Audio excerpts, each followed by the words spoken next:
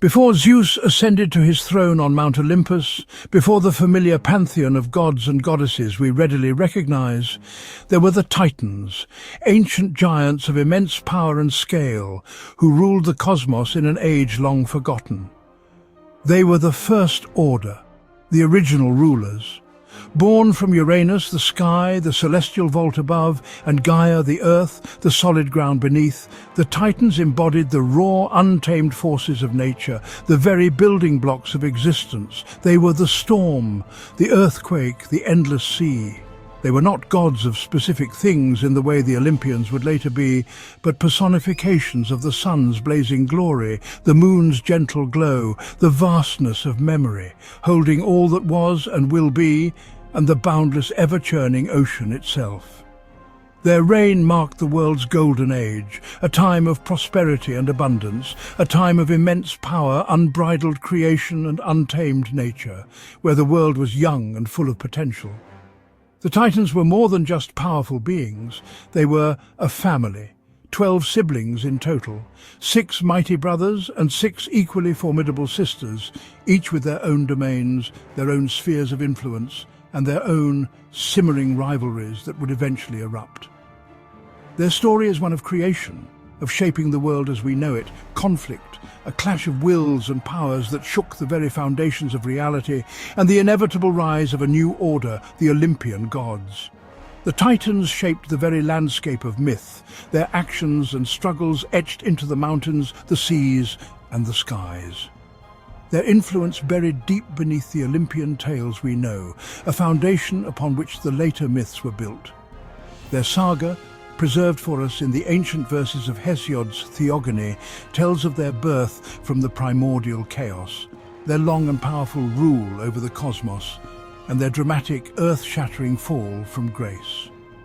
To truly understand the gods of Olympus, their motivations, and their place in the world, we must first look to these ancient architects of the world, these primordial beings who laid the groundwork for everything that followed. The Titan's legacy is a timeless tale of power, of the intoxicating allure of ambition, and the eternal cycles of nature and myth, the rise and fall of civilizations, and the constant reshaping of the world. From the primordial union of Uranus and Gaia emerged a powerful generation, the 6 male Titans. Each Titan embodied a fundamental pillar of the nascent world, representing essential forces that shaped reality itself. They were the cornerstones upon which the universe began to take form. Oceanus, the eldest, was the vast, endless river that encircled the earth, a constant flowing boundary. He was the source of all fresh water, the lifeblood that sustained the world and all its creatures. His domain was the endless flow. Cronus, the Titan of intellect and foresight, possessed a sharp and analytical mind. He represented the axis of the heavens, the celestial pole around which the stars turned, and embodied the relentless pursuit of knowledge and understanding. Creus, a more enigmatic figure, was linked to the constellations, the patterns in the night sky, and the measure of time itself. He was a mysterious force in the cosmic order, a guardian of the celestial rhythms that governed the universe. Hyperion, the radiant lord of light, shone with an unmatched brilliance. He fathered the sun, Helios, the moon, Selene, and dawn, Eos. He was the original source of celestial brilliance, the embodiment of light's power and beauty.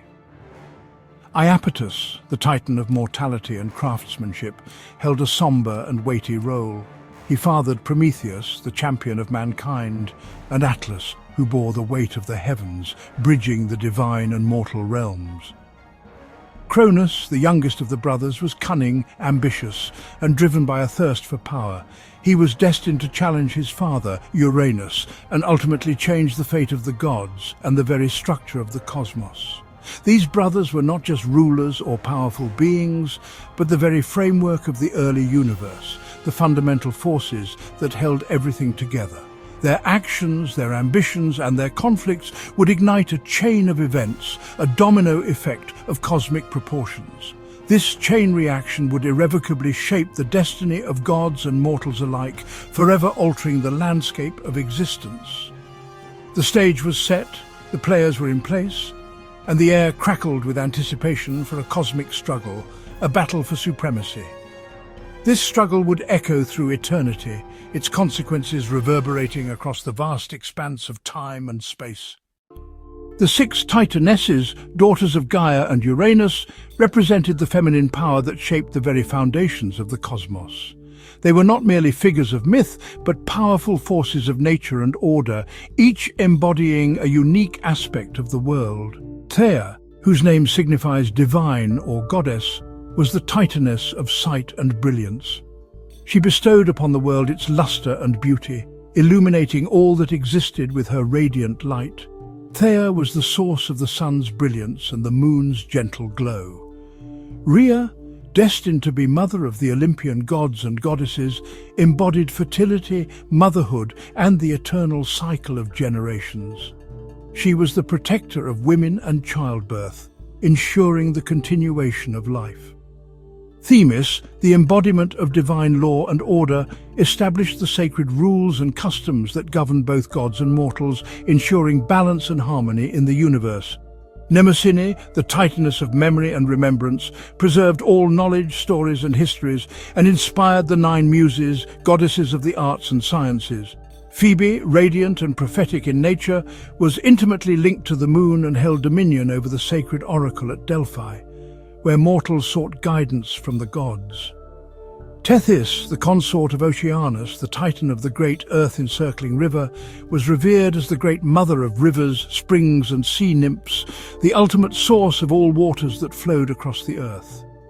Together, these powerful sisters shaped the cosmos alongside their brothers, ushering in and ruling over the idyllic golden age of humanity. Their profound wisdom, immense power, and unwavering maternal strength would resonate and echo through the generations of gods and mortals to come. The Titanesses were not merely consorts or wives of the Titans. They were independent creators, seers of oracles, and integral to the very fabric of the world's existence. Their enduring legacy lived on through their divine children, who would inherit both their extraordinary gifts and the heavy burdens of power. But the world they had so carefully helped build and nurture was unknowingly poised to face its greatest and most devastating upheaval, a cataclysmic shift in power. The Titans' reign began with rebellion. Uranus, fearing his monstrous children, imprisoned them deep within the earth, causing Gaia great pain. Gaia, seeking vengeance, forged a flint sickle and urged her children to rise against their father. Only Cronus dared to act. He ambushed Uranus and with a single stroke ended his father's rule. From Uranus's blood sprang new beings, the Furies, the giants and the ash tree nymphs. Cronus freed his siblings, but his act of violence set a dark precedent. Now king, Cronus ruled with Rhea, but he too feared the power of his own children. The cycle of betrayal and generational conflict had begun. The seeds of the next great upheaval were sown. Cronus's reign was haunted by prophecy. He would be overthrown by his own child. To prevent this, he swallowed each newborn, trapping Hestia, Demeter, Hera, Hades and Poseidon inside himself. Rhea, desperate to save her 6th child, Zeus, hid him on Crete and tricked Cronus with a swaddled stone. Zeus grew in secret, then returned to challenge his father. With the help of Metis, Zeus forced Cronus to disgorge his siblings, now fully grown. United, the Olympians declared war on the Titans. The Titanomachy had begun. For 10 years, gods and Titans clashed, the world trembling under their fury. The war reached a stalemate until Gaia advised Zeus to seek new allies. Zeus freed the Cyclopes and Hundred-Handers from Tartarus, gaining powerful weapons and support. With thunderbolts, tridents and the strength of giants, the Olympians turned the tide. The old order was about to fall. The Olympians' final assault shattered the Titans' power. Defeated, Cronus and his brothers were bound in chains and cast into Tartarus, guarded by the Hundred-Handers.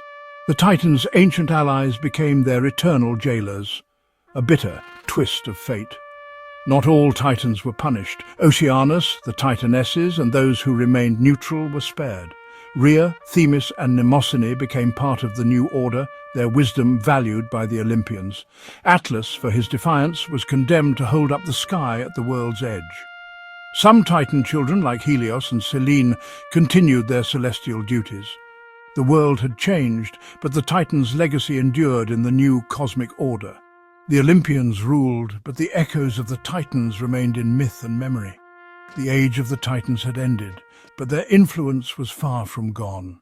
The children of Cronus and Rhea, Zeus, Hera, Poseidon, Hades, Demeter and Hestia became the Olympians, rulers of the Greek world. They divided the cosmos. Zeus ruled the sky, Poseidon the sea, Hades the underworld. Hera, Demeter and Hestia presided over marriage, harvest and hearth. The Olympians brought a new order, more human and complex than the Titans, yet the Titans' bloodline continued to shape myth. Atlas bore the heavens, Prometheus gave fire to humanity and suffered for it. Helios, Selene and Eos, children of Hyperion and Thea, remained the sun, moon and dawn. Leto, daughter of Coeus and Phoebe, gave birth to Apollo and Artemis, gods of prophecy and the hunt. The Oceanids, daughters of Oceanus and Tethys, became nymphs of every waterway. The Titans' legacy lived on through their descendants, weaving the fabric of Greek myth. The story of the Titans was never just one tale. Hesiod's Theogony is the most famous version, but other poets and regions told it differently. In Homer's Iliad, Oceanus and Tethys are called the origin of the gods, hinting at older traditions. Later writers like Apollodorus added new details such as the Titaness Dione and the cycle of imprisonment and release. The Orphic tradition cast the Titans as villains who destroyed Dionysus, leading to the birth of humanity from their ashes. These variations reveal how myths evolved, adapting to new beliefs and needs. Some stories focus on cosmic succession, others on the dual nature of humanity. The Titans myth was a living narrative, retold and reshaped across generations. Each version offered a new lens on the ancient giants and their world. The Titans' story was never static. It was as vast and shifting as the cosmos itself. The Titans' names live on not just in myth, but in the stars. Astronomers named Saturn after Cronus, the slow-moving king of the Titans. Saturn's largest moon is called Titan, a fitting tribute to these ancient giants. Other moons, Rhea, Tethys, Dione, Phoebe, Hyperion, Iapetus, complete the celestial family. Even the hypothetical planet Thea, thought to have formed Earth's moon, bears a Titan's name. The word Titanic and the metal, titanium, echo their legacy of strength and grandeur. The Titans remind us that ancient stories can find new life in science and language. Their mythic struggle is now written in the heavens, a bridge between past and present. The Titans endure, their names forever inscribed among the stars.